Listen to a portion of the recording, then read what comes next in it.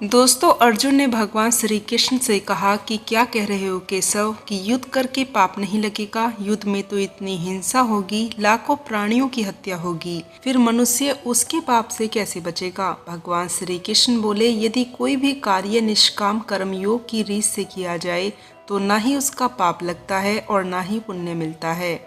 अब अर्जुन ने कहा, निष्काम कर्मयोग? हाँ, निष्काम कर्मयोग। ये कौन सा योग है माधव? श्री कृष्ण ने कहा, जो मनुष्य को पाप और पुण्य दोनों से मुक्त करा देता है। ये गुण विद्या है पार्थ। जो इसके रहस्य को समझ लेता है वो इस संसार में रहते हुए भी संसार के सारे कर्म करता हुआ भी कर्म फल के बंधन से मुक्त रहता है। ये बड़ी अनोखी बात कह रहे हो केशव। मेरी बुद्धि अभी तक इसको ग्रहण नहीं कर रही, क्योंकि तुम्हारी बुद्धि पर अभी तक आसक्ति का पर्दा पड़ा हुआ है और जो निष्काम कर्म योग मैं बता रहा हूँ उसकी बुनियाद ही निराशक्ति के आधार पर रखी गई है। हे अर्जुन, निराशक्ति योग को समझ लोगे तो तुम्हारे जीवन में पूर्ण शांति आ जाएगी। हे माधव, इस योग की साधना कैसे करते हैं? इस योग के नियम क्या हैं? भगवान श्री कृष्ण ने कहा, इसकी साधना के लिए कोई हजारों वर्षों की तपस्या की आवश्यकता नहीं है। इसकी साधना तो एक ही क्षण में हो जाती है। एक ही क्षण में, हाँ एक ही क्षण में। जिस क्षण में प्राणी अपने मन का रवैया बदल देता है वही तपस्या है। परंतु हे केशव, कोई भी मनुष्य एक ही क्षण में आसक्ति को कैसे छोड़ सकता है? जब वह कर्म करता है तो उसके फल की आसक्ति तो उसी कर्म का हिस्सा है जिसके अंतर्गत फल पाने की इच्छा से ही कर्म करता है।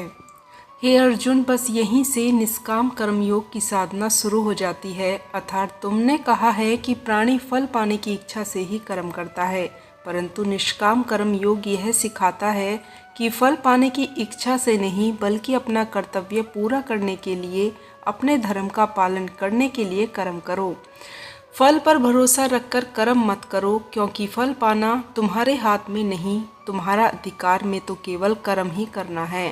पार्थ, स्थित प्रज्ञ मनुष्य की बुद्धि स्थिर रखता है, अपने मन पर उसका नियंत्रण रखता है। स्थित प्रज्ञ को भोग और उपभोग में रस आसक्ति नहीं होती। वह शुभ अशुभ वस्तुओं की प्राप्ति होने के बाद भी ना तो प्रसन्न होते हैं और ना ही दुखी होते हैं। पार्थ, ऐसे महापुरुषों को पूर्ण विश्वास होता है कि ईश्वर सदा सर्वदा उनके साथ हैं, इसलिए वे किसी भी परिस्थिति में विचलित नहीं होते। यह कहना आसान है केशव, साधारण मनुष्य के लिए इस मानसिक स्तर पर पहुंचना बहुत ही कठिन है। इसके लिए मनुष्य को किसी देवी देवताओं की सहायता की आवश्यकता होगी। तुमने ठीक कहा है अर्जुन, भागवत कृपा के बिना कोई भी कार्य सिद्ध नहीं हो सकता। इसलिए मनुष्य को अपने पुरुषार्थ के साथ साथ प्रभु की भक्ति का भी आश्रय लेना चाहिए। हे अर्जुन, परमात्मा की भक्ति करने से मन सात्विक हो जाता है और विष शांति पुण्यता समाप्त हो जाती है। और यदि आसक्ति का नाश नहीं हुआ तो मनुष्य का सर्वनाश हो जाता है। सर्वनाश, हाँ पार्थ, सर्वनाश। अर्जुन, आसक्ति के मारे हर मनुष्य किसी भी विषय के आकर्षण और मोह में फंसकर सोते जागते निरंतर उसी का चिंतन करते रहते हैं। जैसे कोई मनुष्य किसी सुंदर स्त्री के प्रेम में पड़ जाए तो जागते हुए उसी की कल्पना और सोते हुए भी उसी के सपने देखता है। इस प्रकार निरंतर चिंतन से आसक्ति की नींव पर काम की भावना उभरने लगती है। काम या वासना में थोड़ी भी रुकावट आने से क्रोध का आगमन हो जाता है। जहाँ क्रोध है वहाँ अविवेक की आंधी से मनुष्य की स्मृति नष्ट हो जाती है, और जब स्मृति भ्रमिष्ट हो जाती है तब बुद्धि नाश में कितना समय लगता है। पार्थ, चेतने का नाश होने पर जो दशा शरीर की होती है, ठीक वही दशा बुद्धि का नाश होने पर मनुष्य की हो जाती है। बुद्धि नाश के कारण मनुष्य का भी सर्वनाश हो जाता है। आसक्ति सर्वनाश का मूल है। हाँ अर्जुन, इसलिए मैं तुम्हें निराश होने को कह रहा हूँ, स्थित प्रज्ञ होने को कह रहा हूँ, क्योंकि स्थित प्रज्ञ की स्थिति निष्काम कर्मयोग की चरम अवस्था है।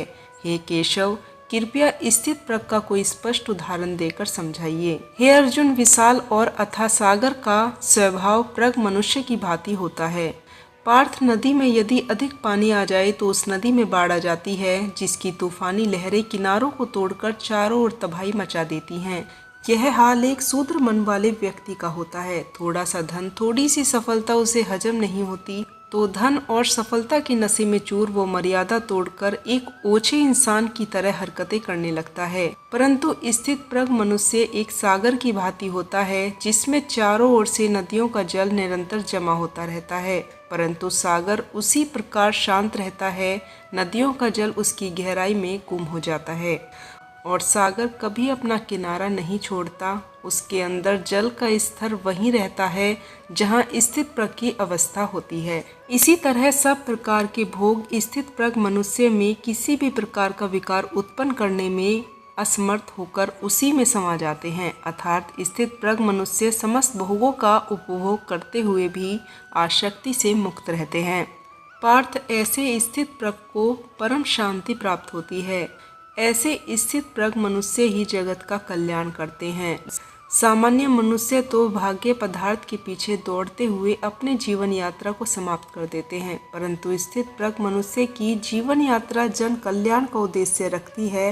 प्रभु भगवान श्री कृष्ण के कथन अनुसार स्थितप्रज्ञ मनुष्य की आसक्ति से मुक्त रहते हैं, परंतु जब कोई मनुष्य संसार में रहकर संसार को भोग रहा है तो देखने वाला तो उन्हें भोगी ही समझेंगे।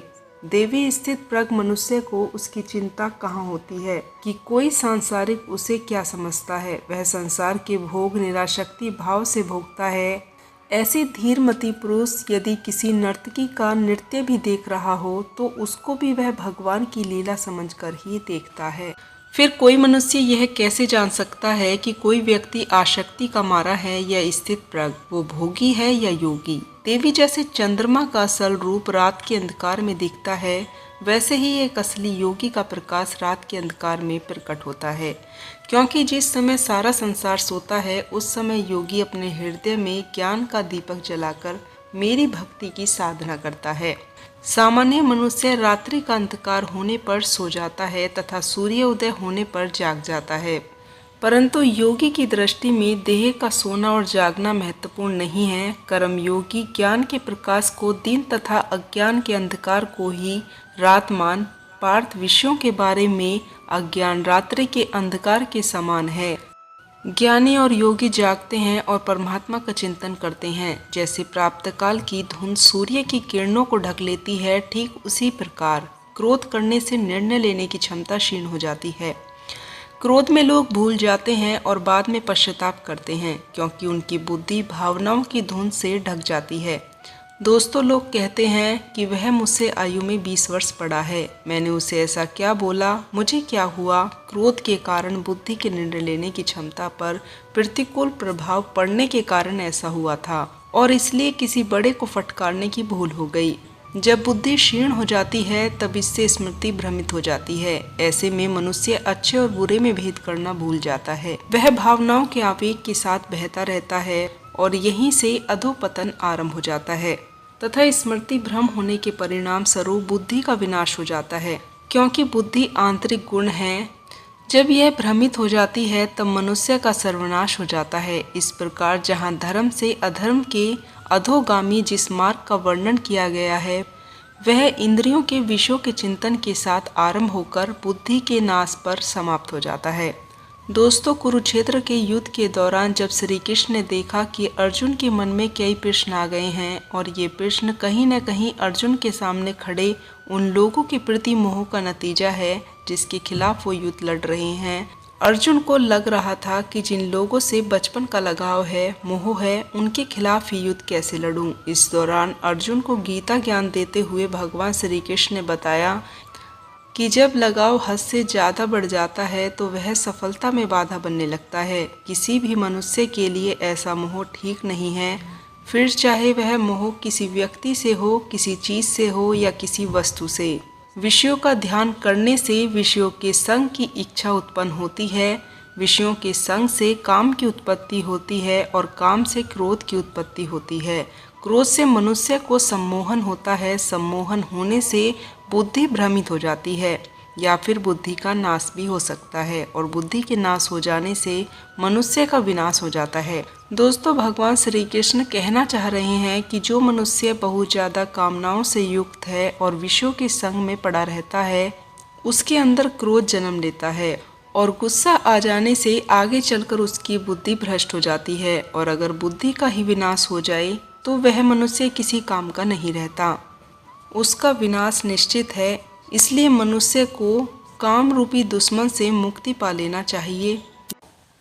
दोस्तों, अर्जुन ने भगवान श्री कृष्ण से कहा, स्वर्ग अथवा नरक में सुख दुख को भोगने कौन जाता है? भगवान ने कहा, जीवात्मा। पार्थिव सृष्टि के प्राणियों को मृत्यु के पश्चात अपने अपने कर्मों के अनुसार पहले तो उन्हें परलोक में जाकर कुछ समय बिताना होता है, जहां वो पिछले जन्मों में किए हुए पुण्य कर्मों अथवा पापों कर्मों का फल भोगते हैं। फिर जब उनके पुण्य और पापों के अनुसार सुख या दुख भोगने का हिसाब किताब खत्म हो जाता है, तब वह इस मृत्यु लोक में फिर से जन्म लेते हैं। इस मृत्यु लोक को कर्म लोक भी कहते हैं, क्योंकि इस लोक में प्राणी को वो कर्म करने का अधिकार है जिससे उसका प्रारब्ध है।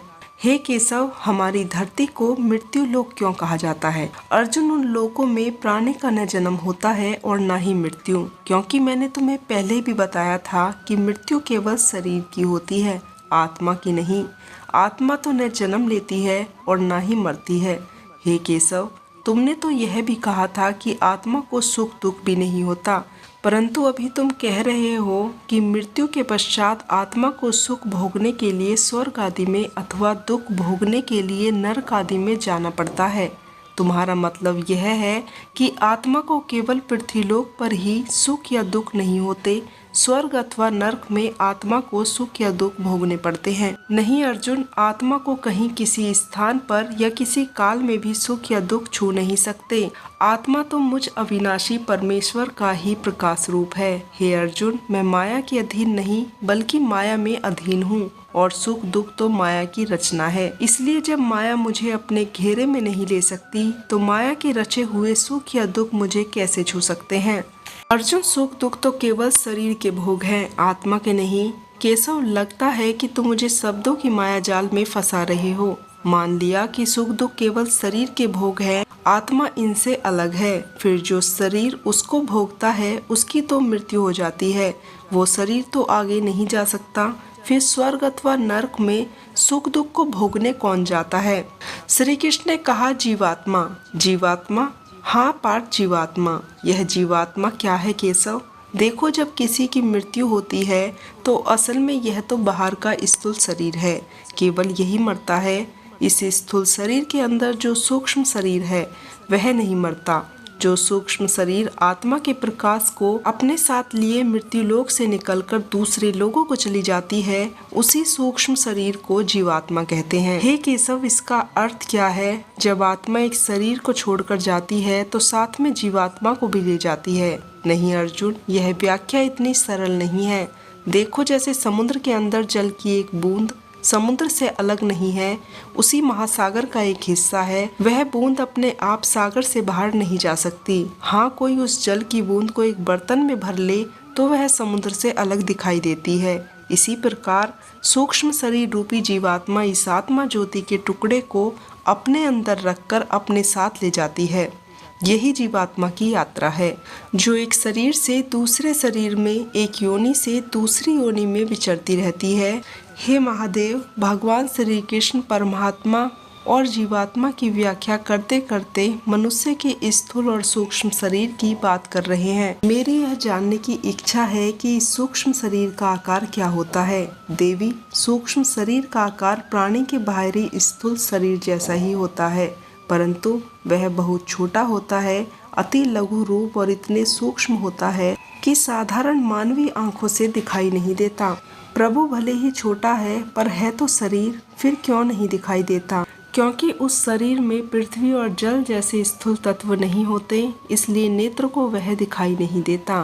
देवी, भगवान की इस महाविशाल सृष्टि में भिन्न भिन्न लोकों में रहने वाले जीवों के शरीर, भगवान मानव शरीर 5 तत्वों से मिलकर बना है, परंतु उसके अंदर सूक्ष्म शरीर एक ही होता है। नहीं देवी, उस सूक्ष्म शरीर के अंदर भिन्न भिन्न स्तर पर 5 शरीर होते हैं।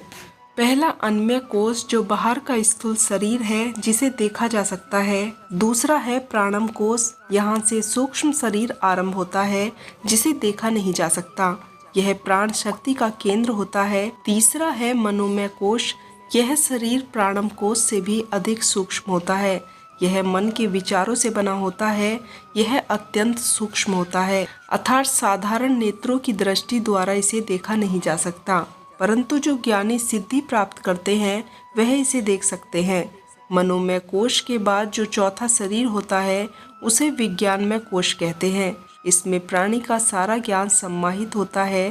पांचवा है आनंदमय कोश। यह शरीर अति सूक्ष्म होता है, इसी में आत्मा का निवास है। परंतु इन शरीर में से कौन सा कोष अथवा कौन सा शरीर जीवात्मा के साथ जाता है? देवी मृत्यु के पश्चात जीवात्मा मनोमय कोश को धारण करके आगे जाती है। इस सूक्ष्म शरीर में उनके साथ पुराने जन्म के संस्कार, उनकी भली बुरी, उनके पापों और पुण्यों के हिसाब किताब इस प्रकार उनके साथ जाते हैं जैसे वायु अपने साथ फूलों की सुगंध ले जाती है। दोस्तों, इसी के साथ बुद्धि का नाश कैसे हो जाता है कि यह जानकारी यहीं समाप्त हुई। अगर आपको यह जानकारी पसंद आई हो तो चैनल से जुड़े रहने के लिए चैनल को सब्सक्राइब करें और मोटिवेट करने के लिए वीडियो को लाइक करें। तो दोस्तों, मिलती हूँ श्री कृष्ण के नए उपदेशों के साथ। तब तक के लिए आप लोग अपना ध्यान रखें, खुश रहें। जय सनातन, जय श्री कृष्णा।